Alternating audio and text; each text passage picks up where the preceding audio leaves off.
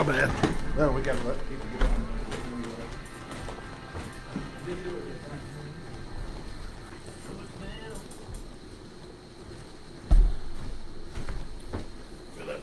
That's surprisingly good. Yeah, it is. I was impressed when we met with them the other day. Let's see here. See if it actually connected in. Yeah, it should be. Tells me we're on live. Were you able to get a copy of it, of the budget? No, not yet. Well, let me rephrase that there. I got some of it. Oh, I knew I hadn't seen it posted anywhere. Is it showing up on your phone that we're on? Mine is not showing it, and I don't know if it's because it's the same account that we're on.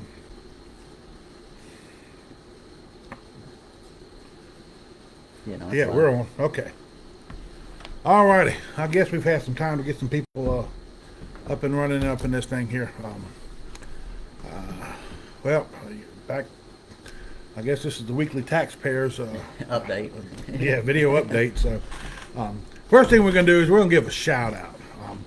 Last week I actually went into, we had dinner here in town and decided to stop by HTO. Never been in there before. And just absolutely impressed with every aspect of the business. The staff was amazingly helpful and showing us different things and explaining the teas. I mean, it blew our mind. And we got to sample all the things, and it was not at all what we expected. Anyway, eventually we got talking. Kim Gill came up and started talking to us. She's the proprietor of HTO. And her passion is just as indescribable. I mean, it was a pleasure to meet her. We got to meet David, her husband, and big happy 5-0 to you, David. Hope you're enjoying your birthday. But we just wanted to take and just do a shout out to a local business that we're impressed with. ITO. I got, this is something that Kim concocted. It is a caramel macchiato with local honey and cinnamon. Absolutely amazing. I had the hot coffee last time. I'm going to try the iced coffee this time, and just amazing. Now Blake over here, this is his first time too.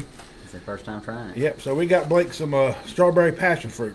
And, what's your verdict so far? I like it. I say it's not overbearing. Really good. So, anyway, here's where we are. Let's move on. Next way, I guess we could consider it our agenda. Last Friday we did the pet contest, and we don't have a good term for it. April kind of came up with a good idea of calling it For the Love of Pets, inspired by Ainsley Elliott. So we're still working on that. We're in the process of making contact with people. We're building a team, and the team's going to eventually get it going. But we did have WBBJ come out. Our state representative Brock Martin showed up. The kids were excited, and we got to do something good. And had a lot of participants. Yeah, a lot of participants. There's about 100 kids involved. And this is just to scratch the surface. Moving forward, this program will be in all the schools countywide. So city and county schools will be doing it. So we're just working on that there. We'll keep you guys updated on that as we move along to it. But yeah, we're pretty excited to see it. I mean, the kids were excited, and that's the key thing. All right.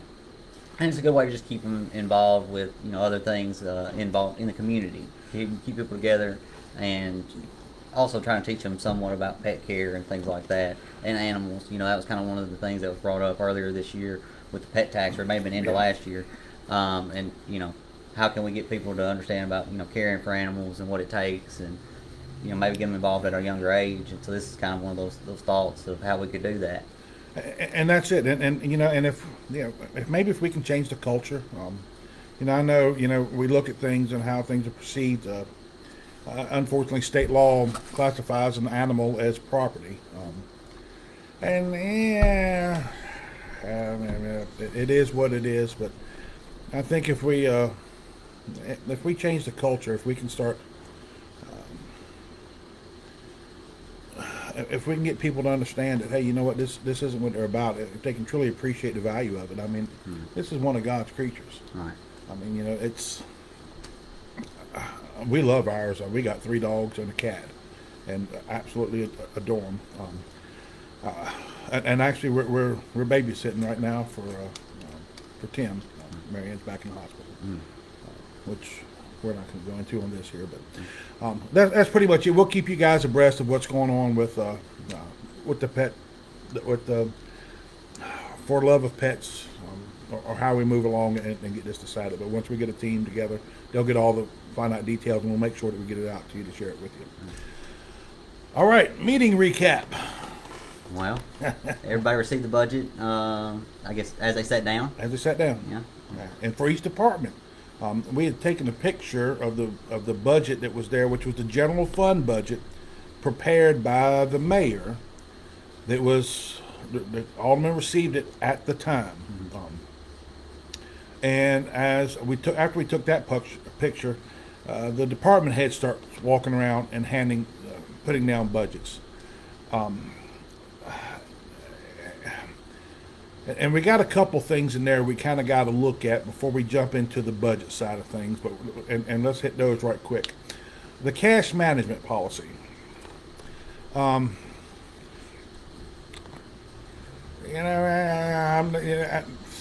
don't really know what to say about that. There's some issues that I think can be brought back up based on some conversations I've had with aldermen.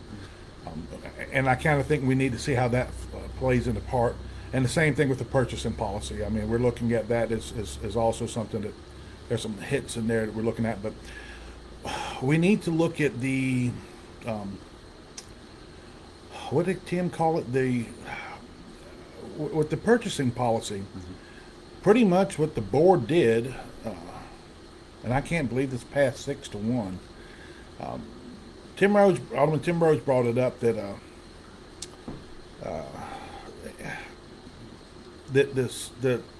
the department head, city recorder could make a decision. I believe the mayor may be involved in that as well. Could spend money based on an emergency situation, and there was no cap on that. So in other words, if they decide, you know what, let's say a parking sign got knocked down and it's going to cost $10,000 to replace that parking sign, they are authorized to go ahead at use the board's discretion, because they've authorized them now, to replace that parking sign for $10,000 without having to worry about where the money's coming from, number one is, I mean, a $10,000 parking sign, yeah, I may be throwing this here out there, but there's a possibility of it. Right. Because what we have seen here is some of these Vague terms. Yeah, that's right. There's no definition. But let's go back into some of these bids that they skipped over bids. They took the higher side of things as opposed to the lower side. But when they took the higher side, we had to chop down part of what was in the bid package. Right. Which I did hear that part of that was the low bid contractor. I guess they had little faith in. So I'm not sure. I guess how much they actually hold people's feet to the fire for what they've contracted to do, and it's supposed to be in accordance with these standards. But it sounds like the lower bid contractor can do some not so great work. So the higher bid one was, I guess, the reason partially. We never really heard much about the middle one though. Right. We never heard a lot from them, and then like you said, we end up just cutting, over half of the project just gone. Not really sure which half is going to be gone or not. No explanation. Yeah. And that goes, and going back in there, I'm gonna go back to something. I remember this contractor, and of course people want to bring up the chicken barn, so we'll go ahead and bring this up. During the chicken barns, when we were talking about the gas lines out there, this contractor was one of the bids, and that same pitch was made about the contractor. I went back and did some research, and this has been a few years ago at the time, about that contractor, and the contractor actually had some pretty glowing reviews. Was there issues somewhere? I don't know. Yeah. I mean, but from what I saw, there was not an issue with the contractor, and it makes me wonder: are we pushing towards contractors that we want to be in there? Preferred contractors, yeah, which kind of violates state law. But it gets to the point of, how do you prove something like that? So anyway, that's something that needs to be looked into. But one thing that really stood out to was the approval. we all know Tim Rhodes voted against the utility rate increase. And when it got up to talking about the Dixon Street projects, and I don't know, did we touch on this last week? A little bit. Okay. I want to point something out to you. I know I preach about paying attention, and this is one of those times you really need to pay attention. And I don't know if I really got this out last week or not. In that meeting, and this is something that I had conversations with Tim Rhodes about. In the meeting back at I think it was April 25th, was the last city regular scheduled meeting. This was brought up, this project. And now I'm going to talk about the public works side of things again here. At that April 25th meeting, it was brought up that they were going to try, the bid that they had was for $750. I'm going to round it to wherever it needs to be. I don't know exactly. I think it was 769, something like that there, but we'll say 750. There, Dixon Street, where this work is being done, is you have a curb on the side of a road. And what that curb does is, to keep roads are crowned. And when they're crowned, that keeps that water draining towards that curb, and that curb can direct it back into stormwater. And it keeps from flooding people's yards. Or whatever else is sitting over here, or doing damage in the curb or to the shoulder or anything. So what's happened is the road now, where it should be down here, is gotten up here because they just keep paving on top of it, on top of it, on top of it. And when it gets up close to that curb, well, now it can't carry the same amount of water. So what the Public Works Director wants to do is mill that road down. In other words, he's going to take off some layers of asphalt and then put a new layer down. And that'll get that curb so it works as drainage. I get that, and I think that's a wonderful idea. What got me is in the April 25th meeting, he mentioned that. Well, then when we came into the next meeting, when they actually voted on that, he mentioned it again that he was going to talk to the contractor about getting it pulled off the contract. But yet the board passed it 6-1 to let that go through. So in other words, they've approved that money, and heck, I mean, this might be $100,000 or $200,000 that's pulled off because the paving is no longer in there. And we don't even know if it happened or not. Yeah. And there's no need to pave on top of the pavement that's already there, because now you can put it up over the damn curb. But my point is the Public Works Director mentioned this in a meeting, and then 10, 11 days later, he has another meeting, and he still has not contacted the contractor about it. Yeah. I mean, it's not that hard to reach out to somebody, I don't think. He wouldn't think so. Yeah. No. And I mean, just to get a rough estimate for it, the contractor's already been out there and obviously probably done all their measurements and pulled all the measurements that they need to. So, I mean, there shouldn't be a terrible amount to come out and do. Well, and there could actually be an itemized, I'm sure there's probably some kind of itemized breakdown. Possibly. It could be lump sum bid. I'm not sure. I mean, Well, yeah, that's true too. But I mean, still, you got to have terms of the bid. It's got to be met, whatever requirements are made of the bid. yeah, but I mean, you just itemize all the items that you're going to do and it will give you a lump sum. And like I said, Yeah. I mean, some of them do that. Well, then that was one of the things that, Fred Ellis was mentioning, was trying to work those two projects together to see if there was maybe some cost sharing we could do. As far as Right. if you've got, say $50,000 or $100,000 in your budget where the utility side was going to tear up some portions of the street. Well, if we can take that and, for at least the tearing up and repaving, well, half of that's probably towards the paving of it. Right. So if we take half of that money over to this other project and just pave the whole street, trying to do some allocating and, up some funds towards a useful project that, kill two birds with one stone essentially. Right. And And that makes sense. I mean, Yeah. that's I'm going to call that fiscally responsible government. yeah, That's one thing rare we don't see. sometimes, a lot. rare Yeah. sometimes these days. Yeah, yeah, it is that. But anyway, that's That's that project. yeah, that's that project. Now I want to take in. We're going to go ahead and jump into the budget here. I'm just going to check. I have The purchasing policy, though, that was one thing that was kind of interesting. The emergency, like I said, there's not a real definition for the emergency when it comes into effect, and then also, without a limitation at all. I mean, like I said, they could spend the city, the I ones mean- who actually control the funding, just gave up control, and they could spend the city into deep debt. yeah, I mean, delegated it just like that. I mean, like I said, I guess I would hope that there would have been more constraints put on something like that. To, I mean, at the end of the day, if we do have an emergency, it costs millions of dollars. I mean, sometimes that stuff happens. Yeah, Is but there you a can't spend millions of dollars in the short time it takes to take and get approval. Right, that's exactly what I was gonna say. I mean, you could still go to go get a vote. I mean, we can have emergency call meetings Exactly. where we can get people informed and like I said, have a vote and like I said, have a couple of minds go together on it to actually come up with some type of plan. Maybe it's better to do bonds. Maybe it's better to try to do some other type of tax raise or something for it. But instead, it's just that we're gonna spend the money and we'll figure it out later on. Or maybe it's something that's like, hey, guys, this really isn't an emergency at all. Like. It's a problem. I'm not saying it's not, but we can work on it over time. It's not Right. something we got to spend, people working day and night to correct. Who makes the determination of what is and what isn't an emergency? Could you just? It's in the eyes of the beholder. That's it. That's how it goes. Let's get into the budget. All right. Now, again, I'm going to bring up paying attention here after we talk this here out. We're going to get you the highlights. As we stated earlier, the mayor presented the general fund budget to the board. Now, the mayor, when he presented it, made a recommendation of no property tax increase and no pay raises for general fund employees.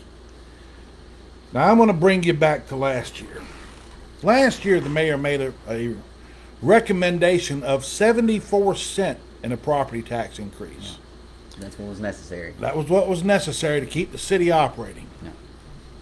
And of course, there was raises in there. But anyway, I want you to go back to that. There, 74 cents was his recommendation. They ended up passing 17 cents. That is a difference of 57 cents. And in a minute here, I'm going to calculate that up just so you know what it is, because I'm a rough guess what the value of a penny is. So maybe I can help you understand how much when they talk about raising up a cent, you look at 74 cents, it doesn't sound like a lot, but it generates a lot of revenue, and I'll explain that in a minute here. But here's my deal. You needed 74 cents last year. You got 17, so you're 57 cents short. Yet this year you're not asking for anything? Where the hell is that 57 cent extra going to go? Now I'm going to calculate this here up while you can entertain for a minute.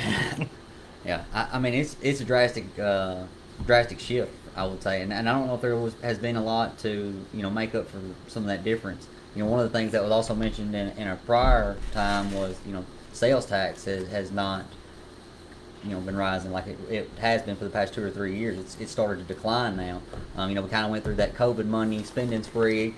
That was kind of one of the things that Roger Lofton also said was, COVID came in and we just spent, and now we're like, oh man, what we're gonna do now? Now we've actually got to start paying for some of this stuff.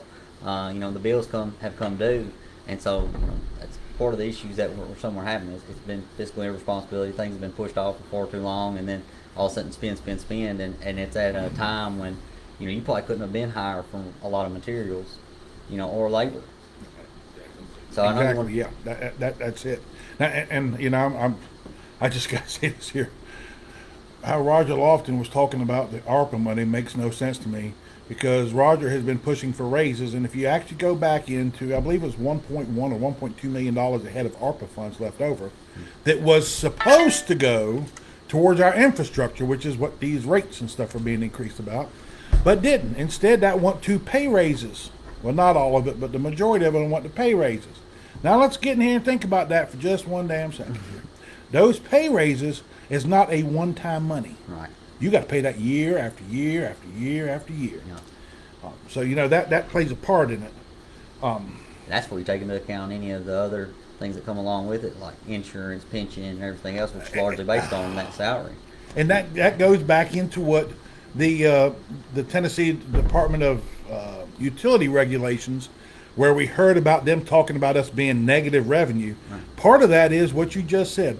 OPEB, it's other personal employee benefits. Yeah. And that's one thing is when things happen, employee benefits, it's probably, if somebody's making $50,000 a year, I'm going to say that by the time they get their benefits in there, it's probably costing us somewhere in the neighborhood of 70, Yeah, I mean, yeah, 65, 70. Yeah, But by the time they get paid in pension, insurances, Yeah, especially now that they're doing 100% employee and 60% of the family plan. yeah, If they get a personal truck to drive home, I mean that's adding into value. I mean you might be one employee might cost $75,000 when it's said and done. right.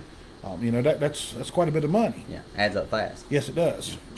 And just to go back in, let's go back to that 57 cent again. Let me explain to you guys how this thing here works. When you see they talk about, you're going to hear this because the county's probably going to be talking about property taxes this year when they come into budget cycle. They're probably going to want to raise taxes. And when they want to raise it, 74 cent is 74 pennies. Okay? We all know that. If you want to count me out 74 cent, I can count you out 74 pennies. How government finances work is they take 1 penny, and that penny has, and this is because it keeps them from having long, drawn out damn numbers, because they can do it by pennies. But they take a penny, and it's valued at X amount. Now, last year, I'm going to shoot low. I think it was close to $27,000 is what 1 penny was valued in at the city. I'm calculating it in here at 26,000. So I'm going to see here 74 cents times 26,000. That's 74 pennies times $26,000 per penny. That would have generated 1.924 million. Okay, so I'll run down. Right. I don't want to hit the government too hard on this here. They were going to generate 1.9 million. All righty. Well, guess what? 1.9 million. Now we're going to go to what they actually got. They got 442,000. Yeah. So they got roughly about $1.5 million less. Now that's the $1.5 million. They wanted an extra $1.5 million from what they actually got. But yet this year they don't need that money. Right. How in the hell is that possible? Who's doing the books? It goes back into shape, and now What's changed? what's changed? But Yeah. I'm going to tell you what's changed here afterwards because this comes to paying attention. Yeah. Moving along in the budget, when they got in there and started talking, that's where the mayor was with his. Now, when they got in there and started talking about the different department heads, all of them were talking about having COLA pay raises and steps. Now, we're going to have to come back in and look at this here. Let's talk about the COLA pay raises. Right now, COLA, and let's have an understanding what that is. That's an annual cost of living increase. That's what it stands for. Generally, COLA is used to give Social Security recipients Right. a pay raise every year. That's what COLA means. It's when you go back and research it, any damn where, that's what it is. So the city is riding the coattails of that. They're riding how much Right. Social Security is increasing. So they're going to give a COLA raise, and they want to give the step raise. Well, during that meeting, when they were talking about steps, somebody questioned that there, and I don't know why. I think Casey Kyle was talking about it, and he said the salary survey.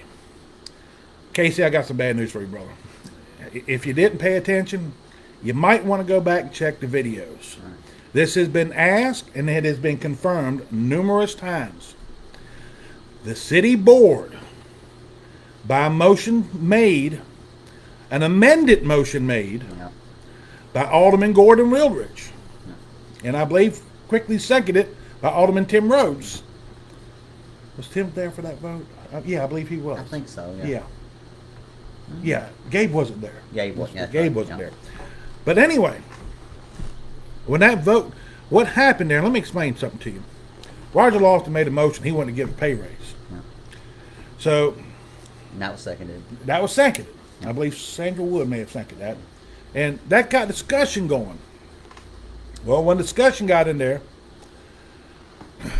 Gordon Wildridge stepped in and said, I want to amend the motion, which he can legally do. I mean, that's rules of parliament. Yeah.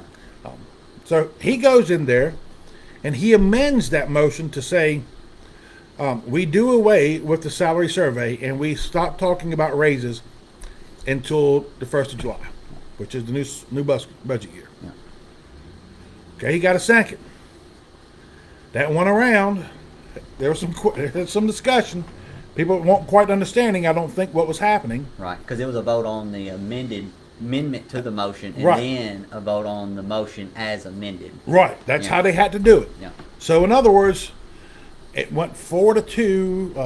It was Gordon, Jimmy, Tim, and Fred. Fred Ellis carried along with that. And I think Fred realized his mistake afterwards. So, because Fred generally don't vote that way. If you pay attention to his voting record. Well, when it came back around, so what happened was at that point, They had amended it. right, they amended the motion. So in other words, what Roger said is gone. That doesn't make a damn. We ain't talking about raises no more. Now we're talking about getting rid of salary survey and no longer talking about raises. Well, when it came around and the vote, at this point, now that motion that's made is amended to say that there's no more salary survey and there is no more talk about pay raises until we get the budget cycle. Yeah. Okay. Well, that passed. That amendment change to the motion passed. So now we got this new one and we have to vote on it. Yeah. And as Mayor Griggs told him and looked around the room, you got to remember how you just vote, because if you don't vote like you just said, it ain't going to look right. And guess what? And you could tell, I think Fred Ellis had that look like, I just screwed up. Yeah. Well, yeah, buddy, you did. Yeah. If you were In against favor, that. yeah. I say if you were in favor of the salary survey, you voted the wrong way. Right. And he was the one and that- he's the one who actually got the salary survey started, and Yeah. he's the one who chose the company that did the salary survey. Yeah. So, yeah, I don't think he wanted to lose his project. Right. So, anyway, that's kind of what happened there. And when it went around, it passed 4-2. So, when that passed, the salary, at the end of that meeting, I asked twice to get clarification. Right. And guess what I got? Yep, it is gone. Thank you. Live video. We got it sitting right here. The next meeting, they bring it back up. And guess what happened? It got confirmed again in the meeting that was a legal vote, and the salary survey no longer exists. Right. So when you hear these people up here talking about steps, there are no steps. They're gone. Your salary survey's gone. Yeah. You're going to have to figure out something else. Yeah. Maybe instead of looking at steps, maybe we take and give pay raises based on merit, Yeah. Performance. performance based. Yeah. Performance-based management. That's Right. If you're not the one down in the ditch, you're one of the ones standing around looking. Yeah. You don't need a pay raise. The guy down in the ditch, hell yeah, let's give him some money. Right. Why don't we get rid of these people over here that ain't doing nothing, and use that salary that you saved to take care of the people who are actually working. Right. There's a misconception that we are against city employees or county employees or government employees, period. That's not it at all. It's the ones who's not doing anything. That's the ones we're not supportive of. Right. The guys who are actually out there working, the young ladies out there working, hey, we're with you. Yeah. We support you guys. Yeah. You should be paid based on your work ethic and performance, and at the skills required for your job set too.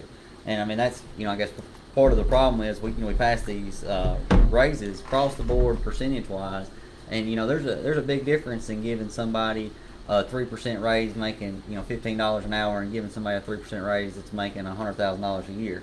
3% to the $15 person, that's nothing. A couple $100 a year. Right. You do it to the $100,000 person, that's $3 grand. $3,000. Yeah, well, and like I said, they did, the way Tim Rhodes explained to me over about a 2-year period was 22% without compounding, and so I mean that's a pretty significant raise, especially on people making larger amounts, and it can make them out of a line with what's I guess reasonable for that type of work. Why we didn't I guess have some type of comparison done in house where we called around some of the local governments that we all seem to know. I don't understand, because that was one of the bigger problems with the salary survey was it had some smaller local ones, but then it also went to Nashville, if I'm not mistaken. Yeah, they had Nashville, Memphis, yeah. Jackson. I mean, Marcus, we're not even compared with. Yeah, I'd say nowhere near the size of assets, people. I mean, like, And I'll say this here. A salary survey is really not that hard. no. I don't know. This was probably 2 or Takes 3 a years. little time, but not much. Well, I don't think it takes that much time, honestly. Right. I'll say this here. I don't know. It's probably been 2 or 3 years ago. I was talking to some linemen with LES, and hey, can you see what other markets are making? Well, sure. So I called a friend of mine, Wayne County, works electric system down there. Got talking with him. Yeah, I can send them to you. So he sends me out a pay scale. Yeah. Well, great. You know any other kid? Oh, yeah, here you go. Send me a list of people to contact. Tell them I said call. Well, in a day's time, not even a full day, I mean, probably 5 hours, Right. I'd called around and I'd gotten, I think, 7 similar markets to ours and got the salary survey.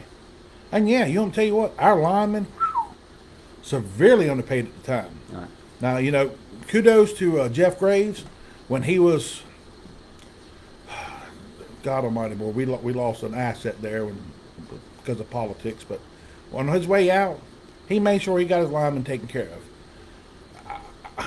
When I saw the figures, I mean, yeah, we were underpaying our linemen substantially in comparable markets.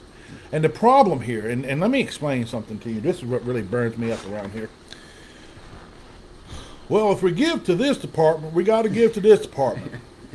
Don't get me wrong. I mean, there's some dangerous jobs that people have. But I'm going to tell you right now, I would like to compare some of these jobs that these people are complaining about, wanting to get more pay, or wanting to get paid similar to what LES does. Compare it to the requirements Right. that they have to. A lineman has to have. A journeyman lineman's got some time and rank. Yeah. These guys, I mean, you don't just jump in there and say, "Yeah, I want to be a journeyman lineman. Here, pay me $100,000 a year." That's not how it works. Right. You know, you got to put the time in. You got to have education, and it's not just you. You're putting out there at risk. Everybody along that line is with you. Right. I mean, you know, you're carrying. So, you know, I got a tremendous amount of respect for our linemen and what they go through. And yes, that is a highly skilled job Yeah. compared to somebody who's mowing grass. And there's no offense to somebody mowing grass. I mean, everybody's got an important job. But somebody mowing grass isn't going to be making the same amount of money that our linemen are. That's just the bottom line. And it's ludicrous to even think that. But that's what happens here is, well, if you give to that person, you got to give to me. Right. No, that's not how it works. Right. Equal's not fair, and fair is not equal. Amen. Yeah. Amen. But anyway, that's kind of where we are with this here. Now, I will give a pat on the back to Fred Ellis. He made a good comment at that meeting when he was talking to the department heads. And the comment he made was, I would like for every department head to provide us a budget, which I'm assuming is what they had there that night, with the COLA increase, and then another budget without the COLA increase. Right. Now, I will tell you this here.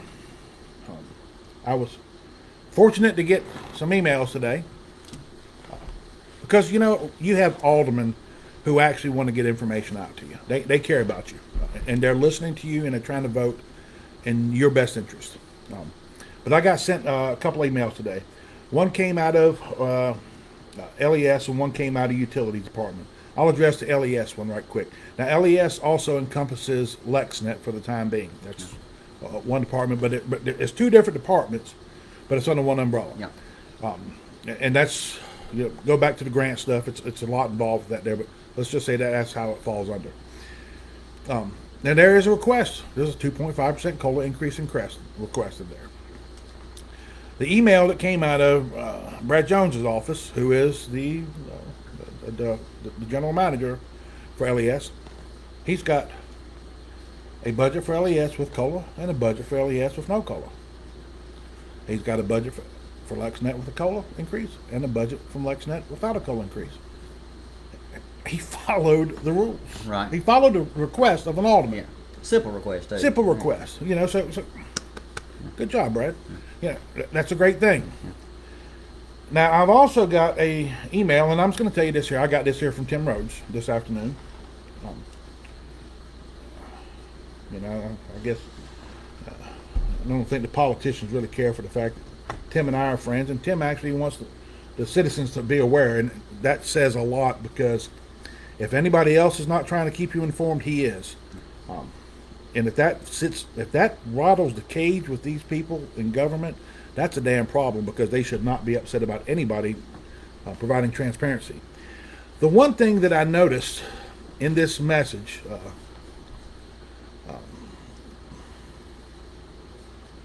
it was a forwarded message, but this actually came from Justin Roach, to Tim, I don't see any copies of a budget in here. Now I'm gonna read you a little bit of this here so you understand. Um, blah, blah, blah, blah, blah, blah, blah, blah, blah, blah, blah, blah. I know we had talked about the removal of step raises, but that presents a problem when it comes to employees earning certifications and the overall impact it would have. So I mean, here he is. He's arguing something that the board has already voted out. You know, this is gone. I don't know what else he's expecting of this, but it's gone. But it seems like they want that steps in there because those steps were high, and they were going to make good money off of it, which is another problem that we have. But we're not going to worry about that because it don't matter now because we don't have a salary survey. Yeah. But he went in here. My vision for Lexington Utilities is to continue improving the quality of service we provide our customers. Our employees have done everything I've asked, completing system improvements in-house instead of contracting out. So they're doing system improvements in-house instead of contracting out. Correct me if I'm wrong, the Dixon Street project, that's contracted out. Yeah. When they were talking about the old Huntington thing, was that going to be contracted out? Yeah. What in-house work is being done? Because I'm seeing a lot of contracted work still being put out there. That's I mean, I know for one at least for in-house. I know we did some with the septic or not septic sewage plant down there. I know they did some projects down there that we did in-house. I know we had some bids for it and decided to keep it in. I think it was like a $50,000 or $100,000 project or something like that. And I think we cut it about in half doing it, or maybe even more than that, doing it in-house. Which I mean, that's a pretty small crew down there. Like I said, I think there's 2 guys that run the whole plant, and then 4 or 5 other ones that go around and do connections. So run a pretty efficient, tight ship down, at least in that department. Not sure, as far as the rest of like the main water lines and stuff like that. And that may be part of the reason why, for the septic, or excuse me, the sewage lines at least, we do contract out a lot of stuff. We probably have a kind of a smaller department. Not real sure, like I said, if that would be something, maybe we could do some cost sharing benefits with, the water department for, trenching and stuff like that. Maybe do some something like that where we can maybe do some sharing of employees. I'm not sure how they have it set up to where, hands off, we can let the water guys sit around for 5 or 7 days if there's nothing going on versus, send them over to another department. Well, and kind of how I look at these things here is, an operational way to look at how military works somewhat. I worked at a SIMA, short intermediate maintenance activity. What happened there was there's different departments in this maintenance activity. And what we did is we provided services. I worked in the calibration lab. Now what happened was a ship would call us with a job. They needed X amount of gear calibrated, but they would bring it to us and we would calibrate it, and then we would send it back out. And we would, in essence, it's like we're pseudo charging them for our services, and they're making a payment to us Right. to help out our activity. So why can't hell, I know Public Works has got a Traco. I'm almost sure either Public Works or Utilities. I think it's Public Works because we're complaining about using the trailer from LES for it. Yeah. But if they've got one, why not take and contract out with your own city so you're keeping the money generated back inside your own budget pretty much. Yeah. I mean, instead of paying somebody outside, if you've got skilled labor with the equipment, why are we paying somebody outside? Yeah. Well, and we're also getting better utilization of our assets. I mean, at the end of the day, if we do have a traco and we use it 10 days out of the year versus, maybe we could use it for 50 or 60 or 100, if we put it towards across different department uses, that's a lot better usage of the asset than, like I said, us having a $100,000 piece of machine that's just kind of sitting over collecting dust. Yeah. And agreed with you. And I'll even go back in a little bit, one more thing too. Another problem that I have is how much work do we really need to be doing in-house? There was a culvert installed back behind G.E. Williams Furniture. Yeah. Now that was done, the engineer came in there, told them what they needed to do. And if I remember correctly, Casey told them, "No, we can get it done. I can do it. We don't need to spend that money." We can do it cheaper. Okay. And that big flood we had, probably, what was it, in March? Yes, I believe so. Yeah, when we had all the flooding going around. Yeah. Well, guess what happened? That that culvert washed out. No. And what's happened now? We've gone back in and we've fixed it again. No. What happens when we get the next big flood? Is it going to go away again? How much money do we keep throwing at something before we realize, damn, maybe we should have hired somebody qualified to do the job? Right. And then that's the downside to when you're doing projects like these here. If you don't have the right qualified people, they don't know how to do the job correctly. That may cost us more money down the road. And that's kind of hard to swallow. It is. Getting back to what, finishing up a little bit on this here.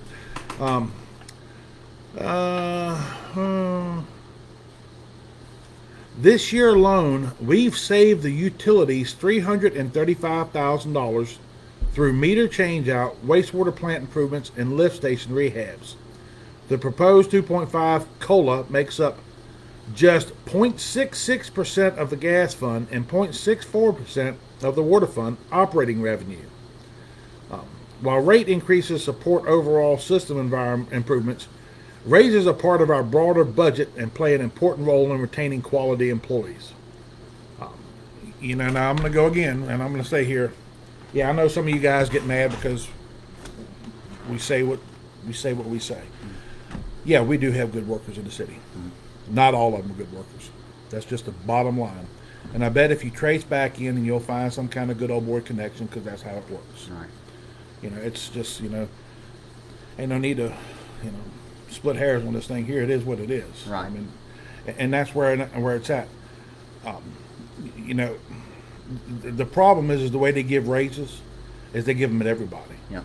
Across the board. Across the board. And it is a percentage base. Yeah. And as you say, the guy who's sitting up here at the top, well, he's making a big chunk of change. Right. And the guy sitting down at the bottom, he's hardly getting anything. Right. So that gap disparity in pay gets Right. wider and wider and wider. Yeah. And that's a horrible way to look at it. Bottom line is management should be able to take and say, hey, you know what? I've evaluated my guys, and this guy here bust his ass. This guy here is the one who stands outside the ditch and doesn't do anything. Right. And just give an honest assessment. And if the guy, after he gets assessment, isn't happy with that there and doesn't want to fix it, let him leave if he wants to leave, or, show him to the door. Yeah. And I get what he's saying too about people getting extra certifications and having to we give some people some pay raises as far as if you take on broader responsibilities and you go get certified with the state, for instance, for like they said the sewage plant down there. That comes with more responsibility on you, and you end up having some liability that you take on. If something was to go wrong, you can now be blamed and be held liable for it. I can get some of that, but like you said before, it's across the board raises that really kind of irks me, because there's a lot of people that end up being paid way more than they should for the skills that they have and for their job responsibilities and duties. And, at the end of the day, if somebody has earned the money and, like I said, they've done something to improve, I'm all for giving somebody a raise and keeping qualified candidates around.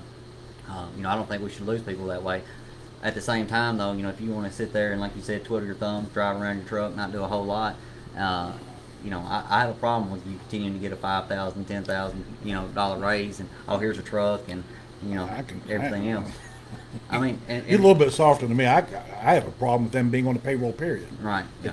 It's I'm sorry. It's great training for some. Right. Yeah. That's not what our tax dollars are for. That's not providing us a service. Yeah. That's providing somebody else a paycheck to sit on their butt. I'm sure you get people up here that complain about welfare and different types of welfare. This isn't much different when somebody doesn't have to do any work and get paid.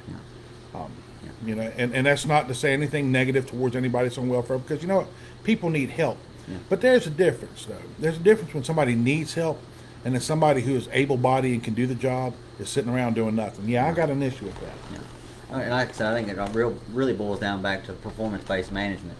At the end of the day, like I said, look at somebody's performance over the year and dictate from there.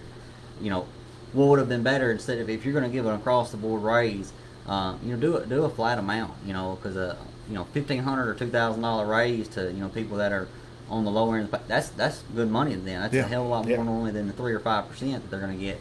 And people on the higher end of the scale, they still got $1,500, $2,000, but it's nowhere near the 7% that it would cost us. And like I said, I think that's how our budgets have continued to just swell. We continue to get people in these higher up administrative, foreman, whatever you want to call them, positions, managers, and every time you turn around, that's $5,000 or $10,000. Anytime we give out a raise, by the time you take into account, like I said, insurance, pension, and everything else, I mean that's a lot of money and recurring. Right, and that's it. It's a recurring expense. We got a lot of chiefs. Yeah. Way too many chiefs. Yeah. And that's a lot of bloat right there that could be eliminated. So much fat we could trim off. Anyway, I want to finish up one thing in reference to. We know that there's no more salary survey, so I don't know what they're going to do about steps. They're going to have to figure out something on that one. No. Paying attention, and it's going to lead into an accident. Said it earlier. Mayor Griggs, who is no longer running for the mayor's position, and who last year won a 74-cent tax increase, but this year does not want any tax increase. Like I said, giving up $1.5 million that he requested last year. That's a lot of money to just say we don't need now. That was a lot of money to take from people. And then to say, yeah, well, we don't need it this year. And to not push raises. You want me to tell you what this sounds like to me? Campaigning. This is where paying attention comes into play. I'd be willing to bet money if you pay attention real close to the Henderson County Election Commission's page. They do an update whenever the status of if somebody picks up their papers to run for office, or if somebody gets qualified. They do an update, and then when that status changes, so we can see what's happening there. So when that comes into play, we can really watch what's happening. But I'm going to be bet money here. We won't be far from seeing Jeff Griggs' name in that election. Uh-huh. And I'm going to take a wild guess and say I know exactly who he's going to run against. I'm going to say Jimmy White. And I'm going to tell you why I said that. Gordon Wildridge, that man's going to be pretty much unbeatable. No. And I'm going to tell you, politicians, their egos are too fragile. If somebody jumps up in here and runs against them, they don't want to take a chance on losing. Right. And it's going to be damn near impossible to beat Gordon. He's got strength, and he's been doing the bidding of the people, and that plays a part. And he's got a lot of understanding about a vast variety of things, and I think he brings a lot of experience. Right. Not like I said, tooting his own horn too much or anything, but like I said, he does ask a lot of good questions and bring a lot of knowledge to the table that. He looks at things a little bit different than the average person does. Right. And I appreciate that in him. Obviously, the Fred and Jack race probably not one that want to get in there because split votes. So I'm going to say that leaves Jimmy White for him that he's going to run against. And I could be wrong, but you know what? We'll see how it plays out. Yeah. Could be the county next year too. It could be the county next year. You never know. You got to think about it. There was some rumor going around that when Andy Anderson would run for mayor, if he got elected, then Griggs would get put into his seat. So we'll see what happens. I mean, there's always rumors and stuff floating around here, but pay attention. That's one of the things that you can look at and pay attention. Now that we got up there, let's get into the city election. I'm going to tell you something. Last week, I went down to the election commission, and Laura and Robin educated me. I needed an education. I needed some information because I get a lot of people calling and asking me questions about running for office. And I'm like, you know what? Let me just go down here and let me just get the facts straight from the source. And well, I'm going to tell you right now, I learned a tremendous amount down there because they really just opened the doors, and not just for the election purposes, but understanding just how much work that they have to do. I didn't realize how it's amazing. I think they had 1 year they had 72 different ballots in this county. That's a lot of ballots, and then you have to figure out each ballot goes to each voter, and you got to make sure that they get the right ballot. And you're like, how in the hell can 72? Well, let's just think about something here. In the county alone, you're going to always have 7 ballots minimum because you got 7 districts.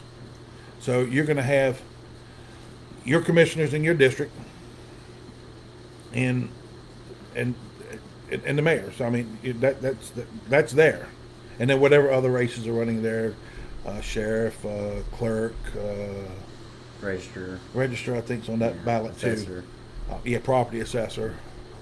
They're all on that one ballot. I don't. Yeah, it's property assessor. I don't know if he's on that one or if he's on the next one. But anyway, now you got to think about something here. If I am a property owner in the city of Lexington, you know, not only am I a voter out there in the county with those things there, but as a property owner, I get a vote inside the city. So you know, there's got to be a ballot for that. So, and these, are, you know, I'm just scratching the surface. But anyway, how many ballots that they have to create, and then they have to keep all that stuff organized to make sure that people get the right ballot for where they're voting. Yeah. I don't know how many registered voters we got in Henderson County. I don't know. I haven't pulled. I'm going to say Full probably rate. it's got to be around about 18, 19,000. I would think. Yeah, I would think it's probably about 60%, 50, 60%. Yeah, that's kind of what I was something thinking. Yeah. So I mean, that's a lot of people they got to make sure they're getting the right ballots. So yeah, what they do is you know, more than I ever fathomed, and I never had an understanding until I went there and had to have a conversation with them. But what I was there for was I keep getting calls and messages about people wanting to run for office. Some people are scared. Oh, I don't know what to do. I'll get in there and I'll fumble, and I have no clue about government. Blah blah blah. Hey, you know what? Every single person sitting up on that seat in there, No. every one of them started at the bottom. No. That's just it. Yeah. Now, by law, you're required to take some classes. Mm-hmm. You know, if you get elected, to take and learn about what you're going to be doing. Right. I mean, that's a requirement, and you got to do continual education. Right. And you know, one of the other things too is, I mean, heck, if anybody has any questions, that's sitting there, you know, and I get calls from aldermen, from commissioners about issues that, you know, they ask. They're not asking for my opinion. They're asking for the research that I've done. You know, it just gives them another alternative to look at. And I think that's a wonderful thing that they feel comfortable enough to say, hey, you know what? You know, James isn't out here just to stir the pot. He's trying to make sure that everything is above board. And that's what it's about. So, you know, if anybody wants to run, you know, you get in there, ask questions or anything, I'm more than happy to help. I'm sure Blake would assist. Being an attorney, he understands the law. And if we can't help, I'll know somebody somewhere that has information, or somebody in another city of different places. I mean, there's a world of resources out there. Right. You know, we're willing to assist if somebody needs it. I mean, that's just it. Yeah. But alone, you'll have tons of resources with the state. MTAS is another thing that you've got. Or CTAS if you're in the county. Yeah, CTAS if you're a county commissioner. So, if you want to run for office, don't be alarmed by this being overwhelming, because it's really not. Right. And it's quite simple. All you do is you go down to the election commission and say, I want to run for alderman position 5, and you pull your papers for alderman position 5, or I want to run for city mayor. And all you needed was your license and your voter registration? I don't even know if you need your voter registration card, because they can look it up right there on the spot. Sure, yeah. Pretty much your driver's license. You just got to have lived in the city for the last year. That's the only thing that's required of the election. Yeah. And what you do is you'll get a packet. It'll explain to you about rules. If you collect over $1,000 for campaign funds, whether you're putting that money in or you're getting donated, you've got to assign a treasurer. Yeah. Well, guess what? You can be your own treasurer. You just got to have an assigned person that's the treasurer Right. for your campaign. That's it. Now, there are paid positions like, say, mayor, who's going there for a job. They do have to have a treasurer listed. Probably also not the best practice to have it as your own treasurer. No, you probably best to have yeah. somebody out. Yeah, Best to have a third party do yeah, that. yeah. That's You definitely. definitely don't want to have a mistake and accidentally use it for something else, and next thing you know, you got the election commission calling you and asking a lot of questions, and you get thrown out of office for maybe you accidentally For used it. technicality. Yeah, for essentially technicality, but maybe you used it or something by a lunch or something that somewhere downtown or something like that. And next thing you know, they're calling and asking questions. Is this related to a campaign? And I made a mistake. Sorry. It's kind of like, well, they don't really do forgiveness a whole lot Yeah, really down there. So no, they don't. yeah. But anyway, it's that simple. And pretty much what happens, you get a petition, you got to get filled out. Yeah. Now you got to have 25 signatures on this here, Yeah. and it's got to be registered voters inside the city of Lexington. Okay, registered voters for Lexington. What they recommend is getting a few extra. You know, if you want to go with 28, 29, or 30, go ahead and get that many signatures. Get 30 signatures, bring it in there, just in case you got one or two that is not up to spec. Right. And once you pick up your papers, now you got to remember here, you got to do this pretty quick because you have to have those qualification papers turned in by noon on June 19th. That's state law. That is required. They can't go around that. State law. You go in there at 12:01, well, guess what? You ain't running because you didn't make it in time. You got to follow what the law. That's what the law states. Yeah. And from there, they take about a week. They process your voters or your petition, your signatures, Yeah. and make sure you got at least 25 there that are registered voters that meet the requirements. Yeah. And that's pretty much it.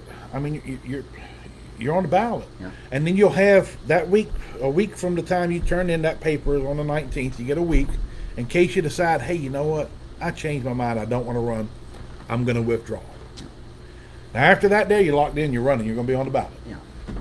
But if you want to run, it's not hard. No. And, you know, thinking about being an alderman is not hard. Thinking about being a mayor, you know what? Is it hard? I'm sure there's some difficult parts in there. Right. But you have resources. None of these people walked into a mayor's job or into a alderman or commissioner's job with gone to school to be a commissioner. Right. You know, that just doesn't happen. I don't doubt we got many political science majors around here, if any. Yeah, a few. So, you know, you don't have people who are actually qualified for these jobs because there's no qualifications. Right. Just, if you want to run it and jump. Now, I'm going to tell you right now, I've seen a lot of comments, a lot of posts about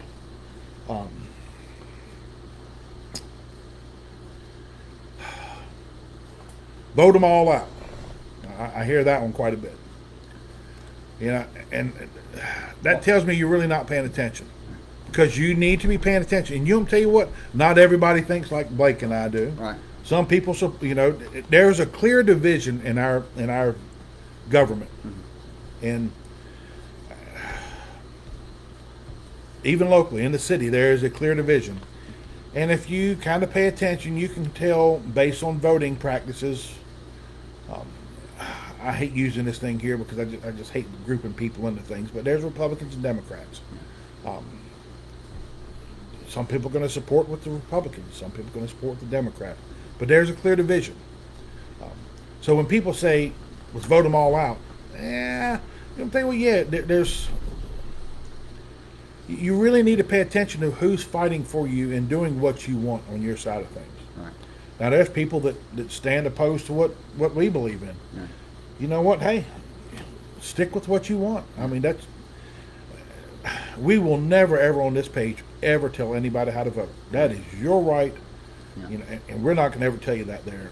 You know, and that's one of the sad things around here is I hear this here. Well, so-and-so, they're popular and they control a lot of votes. How in the hell can anybody control a vote? I mean, that is a personal choice. Right. And you don't owe anybody anything. You owe yourself. That's it. I mean, at the end of the day, your vote should be what's in your best interest, not somebody else's best interest. So if somebody's telling you how to vote, I'm going to tell you right now, I throw up 3 fingers and tell them to read between the lines. That's nobody should tell you how to vote, period. Yeah, agreed. I mean, at the end of the day, too, I think that's one of the biggest problems is you know, you need to vote this way on it, but they don't ever do a very good job of educating people or trying to win people over and explain the reason behind their logic or anything like that. It's just do as I say, and, you know, that's it. And, I mean, I think that's probably one of the biggest problems we have now is, you know, there's not a debate where people actually, you know, go into the details and, like I said, try to, you know, win somebody over. It's just real vague. Here's what it is. You know, all right, let's get to a vote. You know, and that's how we end up with these problems of, you know, overspending.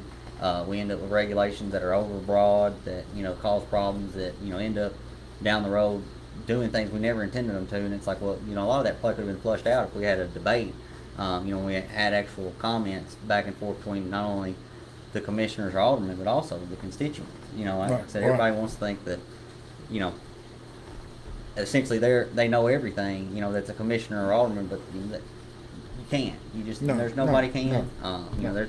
There's a lot of input that you can gain from all different walks of life, and I'm not real sure why. Like I said, they feel as though you can't do that. Like you can't explain something when someone over with. I don't get that. The other day I got a citizen send me something from Joseph Butler. Now he's over there in Carroll County, mayor. The reappraisal. They're up for reappraisal. Their 5-year reappraisal. And I'll tell you what, he sends out this thing, and he even tells you at the very end of it he hates social media, which most politicians do, because of people like you and I. We're up here, we're speaking our mind. That's which we're entitled to. I mean, that's part of our that's part of their job, is to protect our constitutional right to do so. Yeah. We'll come back to that. So yeah, but he gets up here and he explains this to his constituents about the property reappraisals. He goes into depth on this thing here. He doesn't leave people in the dark. And how hard is it for a politician to come out here and explain stuff to us?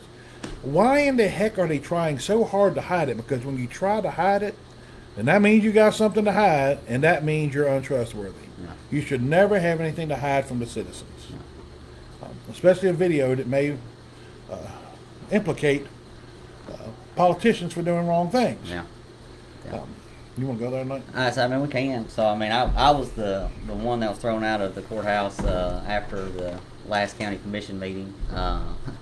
I was discussing the fire rating, the ISO fire rating, with Cody Ushery when Tommy Page come up to me and wanted to talk about things with the planning commission. He was a little heated, and I didn't mind. Like I said, hey, let's talk about it. He had a packet and he was trying to show it, and next thing you know, here comes the mayor.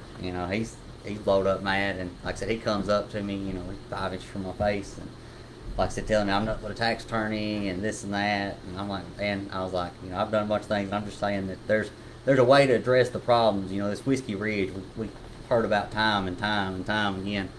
And like I said, there's just Tennessee code out there when you're in a regional planning commission and adopted subdivision regulations that allow the mayor or the county commission to, once again, ask the county attorney or another representative to go out and file an injunction against people like this when they extend a public road.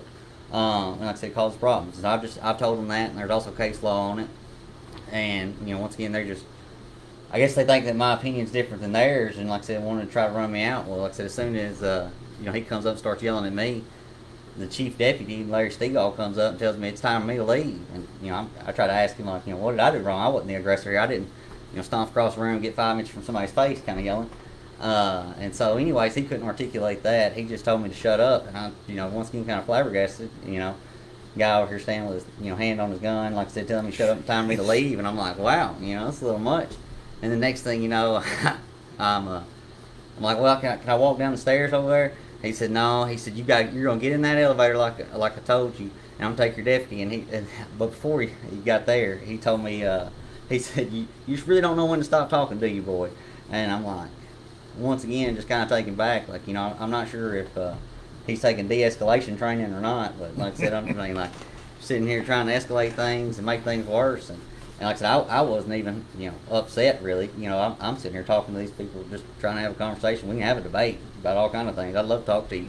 Love to know what's going on. You want to sit here and share some information with me. Like I said, here is the real issue though. If you just want to kind of highlight is, here I am talking to public officials in a public building about matters of public concern. I'm like, you don't get much more protected by the First Amendment than that. And you weren't in the meeting because the meeting had already adjourned. Yeah.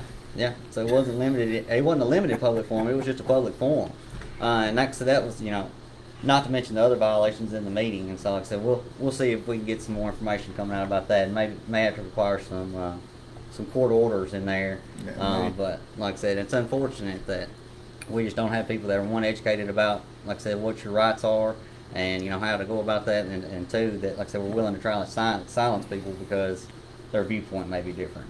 You know, You and, know- and I didn't even express my viewpoint. That was what kind of blew my mind about all of it. But- and I this- just told him I wanted to let people talk. And this was, and I'm assuming this kind of carried back from the planning commission that we were at, where you were explaining to them about the laws and they didn't want to hear about it, but yet Chris Pate from the regional planning commission was kind of sitting there in agreement with you, because he's like, well, yeah, I mean, Yeah.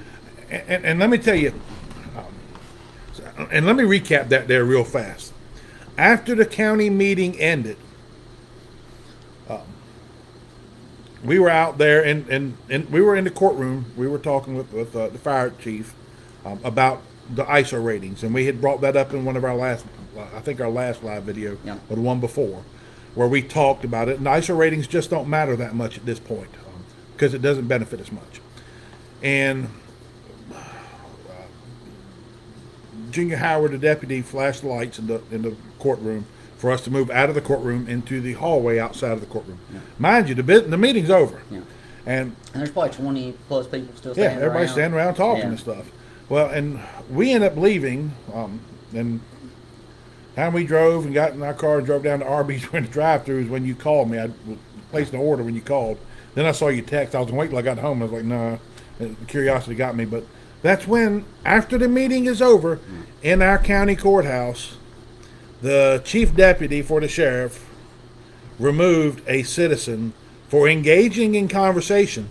Mind you, this was not conversation that he initiated. This was initiated by Tommy Page, a county commissioner, and Robbie McCready, our county mayor. Yeah. And here comes Larry Segal, the chief deputy, and removed a citizen from a public building for having a conversation. This is twice. Twice under Brian Duke's term, under his sheriff's department, has illegally removed somebody in violation of their constitutional rights. We happened with Nick Mock, which we had the meeting. This was from the school board. 2 deputies removed Nick at that point in time. There's an issue with the sheriff's department here. I'm just going to say it. Now, it's not to sit there and say all sheriff's deputies are bad or all people working in the sheriff's department is bad. But no, there's a problem here. And Brian Duke, you really need to get control of your department. It might help if you show up for work. Just saying. Which I did talk to the Brian the next day, and like I said, he was he said I'm sorry, and I said, hey man, I appreciate your apology, but at the end of the day too, I want to make sure that this doesn't continue to happen. There's a reason why your First Amendment speech rights are at the very top of the Bill of Rights. They wanted to make sure that was fundamental to our democratic republic. And then that's the process. Yeah, there can be heated debate. At the end of the day, we can have disagreements and we can agree to disagree. I'm not even just upset about you. If you want to yell at me, tell me that I'm an idiot, whatever. Like I said, at the end of the day, that is what it is. But we should be able to talk to people about the problems going on instead of being silenced and try to run off of out of the building. Especially like I said, when we're talking about matters of public concern. It wasn't like I'm sitting there talking about his wife or Right. something Nothing like that. personal. Yeah, It like was- I said, I'm not low down, dirty. I'm not. There ain't, Yeah, ain't no no. benefit in that. No, no, like I no. said, and at the end of the day, if we can't have debate or we can't have conversations discussing things like that, I mean, who knows where we're going to be? But I can tell you, it's going to be far from a democratic republic that we have been. That amen to that. Record request. Do I? Record request.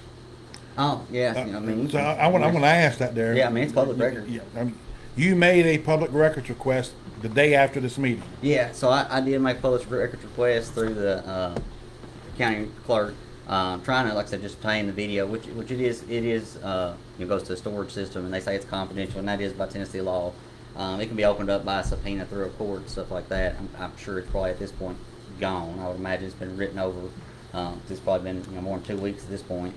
But I did make a records request for it. I really haven't really talked about it to anybody unless somebody called and asked me, which it's kind of gotten around town now that I was the one that was escorted out of there. Local folk here. Yeah. But I just wanted to show people what had transpired because I think the video shows a lot more than what I'm saying. I could really portray myself, and so like I said, I was hoping to get the video and audio just for that very reason. Like I said, I'm not very much on trying to cost people money and do long litigations. You know, especially when it costs taxpayers money, not, you know, the individuals themselves. You know, that's where I kind of struggle with a lot of this stuff. Is, you know, at the end of the day, you know, was it wrong? Yeah, is there probably a way that we could sue them under, you know, a 1983 federal lawsuit through state court? You know, there's all kind of hoops you got to jump through too with Tort Liability Act and everything else. But yeah, I mean, but it comes out of the coffers of the taxpayers. It's not like you're hitting them where it really hurts. You know that, and I don't necessarily know if it actually changes any behavior. You know, that's really the issue at the end of the day. You know, you can get a court injunction and declaratory action, and, you know, hey, don't do this again. You know, but what happens when it continues to happen? Are they actually going to come in and send the U.S. Marshals? You know, probably not. Right. So how many people would actually protect your rights? You know, that's Right. kinda But you know what? Though people you need to be made aware of things like this here happening, Yeah. because they are violating people's rights, and that's a major issue. Yeah. You know, and to me, you know, you start getting into splitting hairs on things when you start reading in the Tennessee Code Annotated. When you're doing stuff like that, you're in violation of your oath. And when you're in violation of your oath, that's terms for removal from office. You know, there's ways it could be pushed, and yeah, as you're saying, you know, when you get into something removal of somebody from office, well, you know, and now we're not having to cost taxpayers anything other than the litigation side of it. Right. And actually, that would fall back on the person that you're actually going after directly. I wouldn't, you know, I question if that would actually fall under an individual as opposed to their position as a politician. Yeah. So I mean, it depends too on how you sue them. You can sue them in their individual capacity versus in their capacity as a county or city employee. And so, like I said, that also changes it. The problem is a lot of times there's indemnity agreements and everything else that Right. come into play. There's some immunity also, you know, governmental immunity. That's Yeah. you know, that's part of one of the other issues is you know, sometimes it's difficult to actually pursue these claims and actually get successful outcomes. As far as a lot of them are immune from suit, and then also you can't obtain any type of like monetary judgment against them. You can, like I said, just get a declaratory action or an injunction, which, you know, tells them pretty much don't do this again, and this person was right. But how do you hold them accountable? You know, what's the best way? Is That's it because the government has voted in ways to keep them from being held accountable. that's by and large, yeah, what has happened. That's government protecting its own. Yeah, But you know what, though? That's the key thing is you as citizens, remember these things here. You know, you had a chief deputy that had a citizen illegally removed from a government building. like I said, If that chief deputy, you know, rumors going around that he's going to run for sheriff, that's exactly what I was getting at. you know, do you want to cast a vote for somebody who's already violating people's constitutional rights before they even get in office? Yeah. You know, think about that there. So, you know, bottom line is we won't tell you who to vote for, but we can certainly give you reasons not to vote for somebody. Yeah. And this is one of those cases there, is if somebody has that much of a chip on their shoulder and abuse of authority, Yeah. then yeah, they don't need to be in office at all because they're not protecting us. Yeah. They're violating our rights. Yeah. You know, same thing I'm going to say with the mayor. He knows better than this here, and this isn't the first time he's done stuff. I mean, even in that meeting on live video, he sat one girl down, Tracy Chambers, down before she even got a chance to say anything. All right. You know, and that just goes. But yet he let, you know, and they talked about time constraints, and yet he let a commissioner go on for X amount of time. There's issues there, Yeah. serious issues, and you really need to watch Yeah. that there come election time, because guess what happens in December? The election commission will open it up where they'll start picking up packets, their paperwork for next year Yeah. for the county election, because the primary will fall in May of next year. And when that happens, you know, look at that there. And again, you know, I'm going to say this here. When I came to Henderson County, I was a strong Republican. That was my background. I stepped away from the party when I got out here because I saw behavior from people with an R beside their name claiming to be Republican, but not in alignment with what the Republican Party believed. All right. So I lost faith in the party because of bad actors. Yeah. And it's when I first started learning about the term rhino, Republican in name only. You know, they just kind of, it's, you know, remember what the party stands for. Remember what each one of your parties stand for. You know, like I said, yeah, I lean towards the Republican. I lean conservative, but I'm not. I'm not a Republican. I'm not a Democrat. I'm not an independent. I have no affiliation with any political party, because to me, that's where the problems are in our country. Yeah. But I am a conservative. I believe in our constitutional rights. But if you are a Republican or a Democrat, and what blows my mind is we are in a Republican county, and yet I see so much behavior from Republicans that do not align with the Republican Party. Agreed. So, you know, this goes back to paying attention. Yeah. I mean, I've never heard of the Republican Party. I was always pushed small government, not big government. Right. But yet we got Republicans, supposed Republicans, that are Continue. pushing for big government. Yeah. Um, Continue to expand. Continue to expand. Yeah, and, you know, and more control by the government, and Yeah. that's just that kind of goes against what I've always heard, Yeah. or what I've always been privy to in the government. Right. Well, and they want to make it more like Big Brother. We always got to look out for this and do that, and you know, residential inspection program. You know, we're trying to look out for people and everything. You know, everything's always guised as safety. We're looking out and everything else, but you know, 9 times out of 10, did it really make you any safer? Not generally speaking, in any type of way, and it costs a lot of money. A lot of times, you know, these things that we try to institute, I mean, it costs a lot of money, causes a lot of heartache. For instance, just like the pet tax program thing. Well, you know, how are we going to institute that? How are we going to pay it? Well, it's supposed to be able, you pay it anywhere, but then it was like, well, you can only go down here to the vets and get it, but just the vets in Henderson County. You couldn't go anywhere else, and you know, just a cluster, and caused a lot of problems, a lot of headache administratively, and Never got an answer on what it was going to do. not. I mean, We just we knew how much money they were going to collect. That's the right. one thing we knew. yeah, And that, you know, that just goes back into, again, you know, I start seeing things as, is this how Republicans act? right, If you truly follow the parties, you know, and again, you know, like I said, everybody's on a different side of things, but you know, you look at it, actions speak louder than any words. right, And it damn sure speaks louder than a letter R that's sitting beside somebody's name on a ballot, because Right. that don't really mean crap. Especially when the party doesn't actually, the Republican Party faithful here is not following what's going on and seeing how people are acting and ensuring that they're, what was the term they've been using recently? Bona fide. That's, if you're not bona fide, that makes me think about, oh brother, where art thou? And get the soggy bottom boards out here. But so yeah, you really need to pay attention to those things there, and just to let you know about that there too. In the city, it's not required to declare your political affiliation. right. So only that's in the county. Yeah. So you won't see an R or D or an I beside anybody's name on the city ballot. Yeah. I think they can choose to if they want to, but I don't believe they have to. If I'm not mistaken. I'd have to look at the chart there Online. to see. I have researched it, but that was one of the things that I had talked about with the election commission on it. Anyway, I know we've gotten in here, and I'm going to hit back on one thing: Oh man, what's that? the residential home inspection program. Oh, man. Everybody thinks that thing is over with and done with because of what the mayor said. I'm going to tell you right now, it's far from truth. Yeah. I've had people come in here talk to me on both sides.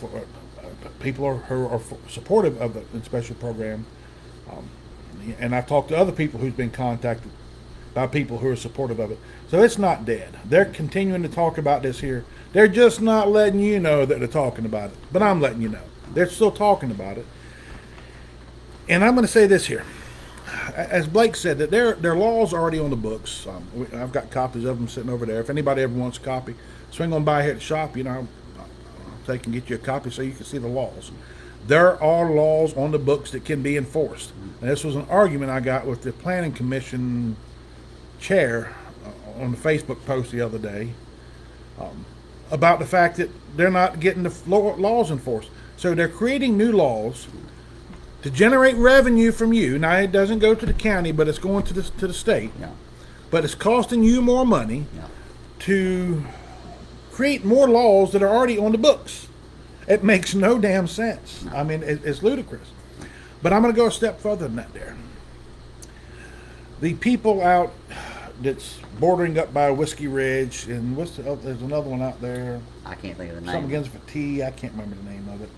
I don't remember off the top of my head. And then I think Peregrine Estates, which is up down the north end of the county. You don't tell you what, I'll tell it like it was told to me. During the chicken barns fight, yeah, was I opposed to chicken barns? Absolutely. My problem, I didn't care about the smell. Hell, I grew up in the country. We had hog barns down the road. We raised hogs. Chicken shit smells a whole lot better than hog shit. I'm used to it. That's just, being in the country, that's what you grow up with. Grew up on a farm. That's, when you fertilize, I'm going to tell you right now, when you till that soil up, boy, that stuff, whoo, she goes to smelling. She gets ripe. But it is what it is. I don't have a problem with that there. I don't have a problem with 16 barns sitting a quarter mile from me. As far as the only perception I'm going to have there is somebody riding by like, ooh, I don't want to live beside chicken barns. Okay. Well, yeah, that does have some property value effect on me, but I'm not really worried about that so much. What bugs me in this whole thing here is I was worried about the waste, because that's a lot of litter. I kept hearing all these different things, all these different promises. But you don't tell you what, twice I have caught big piles of litter sitting out sitting out in fields. I've caught in aerial floods. This stuff is sitting, and it's sitting right by a creek. The litter barn was so full that they had probably 60 foot wide, about 80 feet deep, probably 8 foot tall of litter sitting outside the litter barn. In an aerial flood watch, I'm taking pictures and I'm sending this stuff off. I'm like, this is not what this is not what I was told was going to happen. Here is this litter, and there is a creek right there that eventually flows into the Beach River. And you know where the Beach River ends up? In our water source. Now, you going to tell you what? That's what my problem was with chicken barns, so people know. And nobody wanted to do anything to fix that problem. And you know what? That waste is going to eventually get to our water source. I've seen this happen in Virginia. And it ruins your water source. But hey, you know what? It is what it is.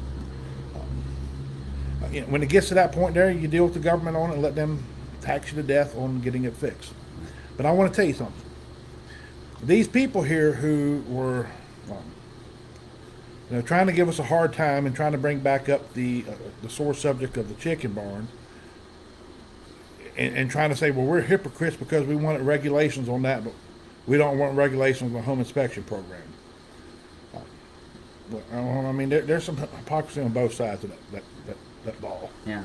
I'm not sure our residential home inspection is going to touch a commercial or industrial chicken barn. It ain't. Yeah. It ain't going to touch it whatsoever. Anything agricultural, because that's what they run up the chicken barns. But and like I said, the chicken barns here, there ain't nothing we can do about it. So we have to move on from it, and we have. We're not the ones who brought this here back up, but that's what people want to do is, deal with things, and that's kind of like the football stadiums here, but we don't bring it back up because it's over and done with. Right. Ain't no need to cry over spilt milk and beat a dead horse. Right. But I want to say about this here, sewer is poop, crap. If you're in Asia, it's called nightshade. Over there, they actually use human waste. They compost it to use for fertilizing soil. Yeah. I mean, that's one of the processes, centuries and centuries old. Yeah. But bottom line is all these politicians who are up here trying to get this program implemented are not doing anything to help the residents who are impacted by Whiskey Ridge. Yeah. Because, it is grandfathered in and nothing can be done, blah, blah, blah, blah, blah. Yeah. They're not helping those people. And I had a couple people come in the week after that there, and I never brought it up, and I'm bringing it up now, that were on the opposite side of perspective here. And what they wasn't aware of is, I'm like, your elected commissioner that got up there and said whatever he said to try to, argue for his way, he hasn't done anything to help you with your issues with Whiskey Ridge and sewer. No. You want to tell you what? Even though I'm opposed to residential home inspection programs, people got problems with Whiskey Ridge. And you want to tell you what I've been doing? I've actually reached out to TDEC about it. I've looked into TDEC regulations. And there are some things that can be done. Contrary to what the mayor said in that meeting, where outhouses are not legal anymore. I got news for you. Read regulations. They call them privies. They can have a hole. It can't be near a water source. It's got to be X amount of feet away from the living space. But they can have a hole dug in the ground where they crap in, and that is legal in the state of Tennessee. The law is the law. We don't make up the law. We just read it.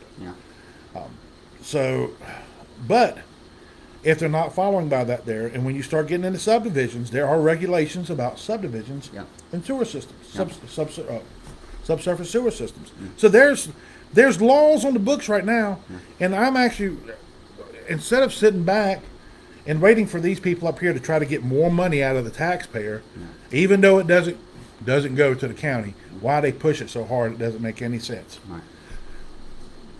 We're trying to get out here and help people with the problem that they've got. So we're working a little bit at a time, and it just goes to show, it doesn't matter where we stand as far as our points of view.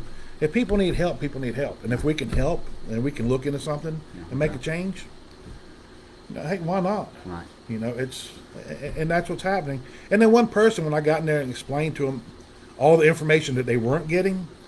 And there's a difference. I didn't just say it to them. I could take and hold up some papers. Here you go. Read this here. That's where it came from. Here, you want to read this here? I'll show them emails, conversations. Bottom line is, I'm trying to help you out, and you want to come in here and beat me up because your politician tells you to come in here and beat me up. Because that's all politicians have. I'm sure Blake now, because you brought out about you being thrown out of the thing, that they're going to be attacking Blake's character. Trust me, I dealt with that crap when I first started this, and I'm still here. They haven't pushed me away, and I don't see you going anywhere. Water on a duck's back, pretty much. It's fine. That's it. I mean, we don't let it bother us, and we just keep on doing. But anyway, we have gone way, way over time here. But just to highlight that, I mean, we really have just tried to bring them information about it, and like I said, have kind of been berated, thrown out, and everything else, and not real, like I said, real sure why. One of the things Mark White said was Southwest Tennessee Development District doesn't have enforcement authority, and that is, somewhat true. That they don't. They're the ones that just kind of oversee the planning of it. It's the county that actually has enforcement, and they're, like I said, enabled to do that through Tennessee statute. So I'm not real sure, like I said, why they've not been able to do anything to actually, go out there and stop this. And I mean, that was the reason why I told them at that planning commission meeting. I said, just ask your regional planner here. When you extend a roadway and utilities, you have to go through planning. Oh yeah, that's one of the main triggers. A lot of the ways that people try to get around it is to, buy land that has a lot of road frontage. We don't have any road frontage limitations here really, and like I said, there's utilities already on the road, and so, as long as you have some road frontage, you do more than 5 acres, go have at it. But when you extend a roadway like they have, that was one of the problems they're saying is like we can't get down there to provide 911 services. We got to buy a new four-seater side by side, and in order to provide service down there to them, it's like, or you could get an injunction against the owner or developer of this property, and I believe it even goes in further to say that it doesn't matter if they don't sell it by surveyed lots, if they sell it by meets and bounds description, but it's part of an overall scheme, you still get them. So you get a court rule that it's still part of an overall plan.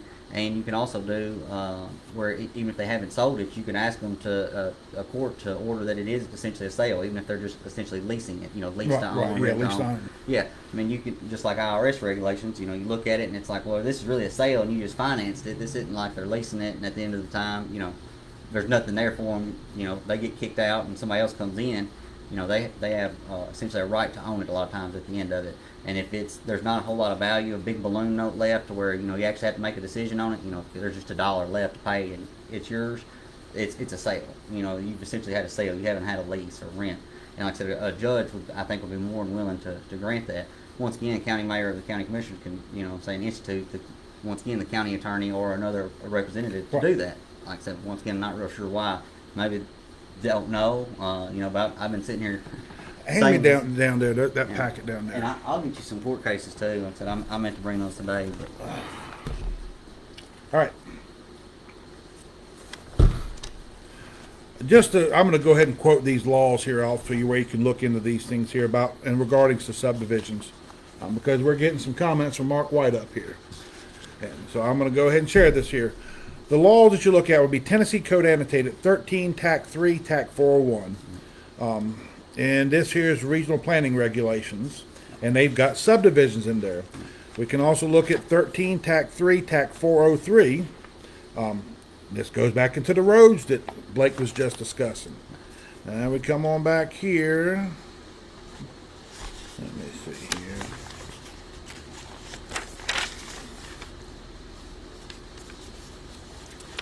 Next one up will be 13, TAC 3, TAC 410. And this is penalties for transferring lots in unrecorded subdivisions. Now, and then we got 13, TAC 3, TAC 411. It's a prerequisite for issuing building permits or erecting buildings for proposed permanent easements. Those laws right there is where you're going to find most of this stuff here in there. So we'll get around to posting it because we got a crap load of stuff going on that we're dealing with at the moment. But those are the laws. Cases too. Like I said, I'll get you some Supreme Court cases and appellate court cases that go in and explain some of these regulations and rules from statutes a little more. Because, like I said, the courts have also kind of went in sometimes above and beyond or around those. Like one of the things being a lot of times you have to have public notice to your surrounding neighbors, like, hey, we're going to turn this into a subdivision, and have a public meeting to once again discuss all this stuff. Public calamity a lot of times about it. You know, hey, I don't want to have it. That's not normally a good reason to not have a subdivision. It's normally around the lines of like public safety issues. You know, hey, are we going to have an unsafe amount of road traffic on this road? Or we're going to end up having it to where we can't have enough electricity. Utilities being one of the main things. We want to have a system that has integrity to it and that's going to last, and not something that's going to end up being overwhelmed and faulty. And we end up, like I said, being out millions of dollars trying to correct it later on. And really, reality, the developer should have borne, some or a lot of those costs. Right, and that's, and I haven't even gone over, I haven't had a chance yet to go over to the tax assessor's office because I would like to see how these things are deeded. Yeah. Because from what I'm gathering, what was put out at the county commission meeting is these things are actually, like you're saying, it's a lease to own. Yeah. So the deed remains in, if I had an address, I've looked up the ones up there at Peregrine up on Mount Gilead Road, and I do see the consistent name up there. Yeah. But the thing is, if these are the people who actually own the lots, number one is has there been a reappraisal tax-wise? Because one of the things that I had talked to with a couple of commissioners was their philosophy on this here is this is where it comes into a money play. Yes, as far as the inspection processes and all that, you wouldn't be paying that money into the county. You'd be paying that money to the state, which I don't know if it goes directly to the state, if it goes to the trustees, or I don't know how that's done. Right. Because we simply don't have any information because they never put any damn information out. Right. And still haven't, to my knowledge, because commissioners can't answer questions. Right. But yet they had to vote on it. No wonder I wouldn't have voted for it either because they didn't have no information. Right. But yeah, there is money involved in this here when you start looking at it because it's tax based. You think about it now. Generally, I'm saying 8 months to a year probably on construction on a new house. Yeah, maybe a little less if it's like a spec home, but okay. Generally speaking, 8 months to a year. Yeah. So I mean, if we look at this here, and I don't know how quick they come back in and say, all right, well, yeah, we've got a permit set for a 2,500 square foot house that's being built on this property. Well, once we got that permit issued and then we go send it to the state for inspection points, I'm assuming that probably goes because this is what has to happen. And that's going to tax rolls. So my question is, if you're building a 2,500 square foot house on a piece of property, are they going to collect your taxes before your house is ever built? Are they going to change your status before the house is turnkey? I mean, they shouldn't. I mean, it's supposed to be assessed afterwards. The assessor's supposed to come out and, like I said, do a walkthrough or a walk around. That's one thing that's also kind of interesting is, for the longest time, assessments were done based on just the base square footage. It didn't have anything to do with the finishing touches or what you had inside, whether it be granite countertops or, you did some wood, butcher block or whatever it may be, and they assigned a value to it. It was really just what's the base square footage of your home. So if you went up 3 stories, it didn't change. Right. but now it's, you know, total square footage of your home. And like I said, we look at how it's finished. We'll give you different grades to it. You know, it's fine finished or it's low end, And or any way to make money. yeah, exactly right. You just essentially give more variables to the state, so when we do these reassessments, the state just applies a new, essentially value to this variable, and you know that's how we ended up with your new assessed value of $800,000. You know, that's by and large, but it's at the end of the day costs people a lot of money. And I don't think that most people out there right now, or even the fact that the lots are now, you know, sold in 4 or 5 acres. You know, a 5-acre lot is generally, you know, per acre wise worth more than if you have a 500-acre timber tract. You know, a lot of those people are pretty wise that, you know, the fact that timber is a crop and it's separate from the land, and so they'll take and separate out what's that value is. And so if I gave $2 million for it, well, only $1,750,000 is for the land, the rest of it's for the timber. And so they'll go and argue for the assessor that, hey, I want to be taxed on this. And then you throw a greenbelt on top of it, you get 25%. And that's where I'm looking at here, because when you start looking at things, when you're looking at agriculture and forestry are combined. Yeah. You know, even on the State Department is a combined department. So if the tax assessor has not gone back out there and established all of these subdivisions as subdivisions and charged it per lot, per tax, now all of a sudden, you know, you go from being in the green belt, you're going into residential. Yeah. So your value is going to be, actually no, it would keep it the same percentage, I think at 25%. Yes. But you're valuing the independent lots. Yes. But you wouldn't get the 25% reduction. Right, you wouldn't. That's right. You wouldn't get the reduction on it. Yeah. So bottom line is, there's more tax revenue to be made by just going out there and ensuring that this here is done correctly. And it may be, I don't know. I have not looked into it. That's something that's still, you know, we've got to get to. We've got a bunch of stuff. Yeah. Anyway, you know, we're an hour and 36 minutes in. We're going to cut this here out of here for tonight, because Tuesday, remember, we got Memorial Day weekend coming up here. Memorial Day is on Monday. Yeah. So the city board is not having their meeting Monday. They're having it Tuesday at 6 o'clock at the Utilities Building. Yeah. This here is where they will be talking about the budget. Yeah. Jeff Griggs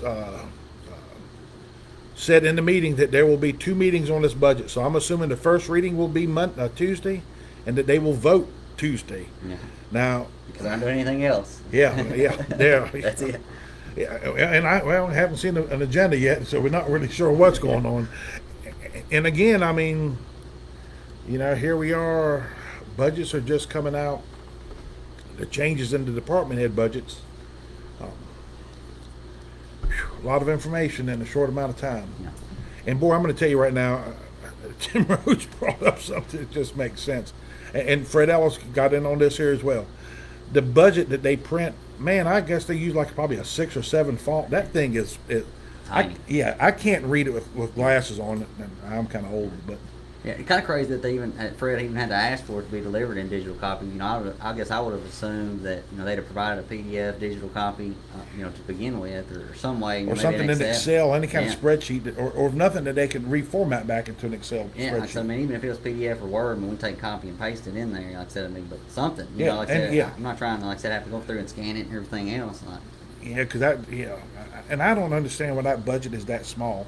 You look at the county budget, man, every year I've always seen that thing. It's so easy to read. It's nice. They put it in a spiral-bound notebook. yeah, And you can get digital copies of it. yeah, I mean, I think that the county, you know, the city's got a lot to learn about how to put their budget up. Now, granted, they probably have more information in the city than there is in the county. right, small utility Yeah, departments. because of the utilities, yeah. But, I mean, there's still ways to look at things. Yeah.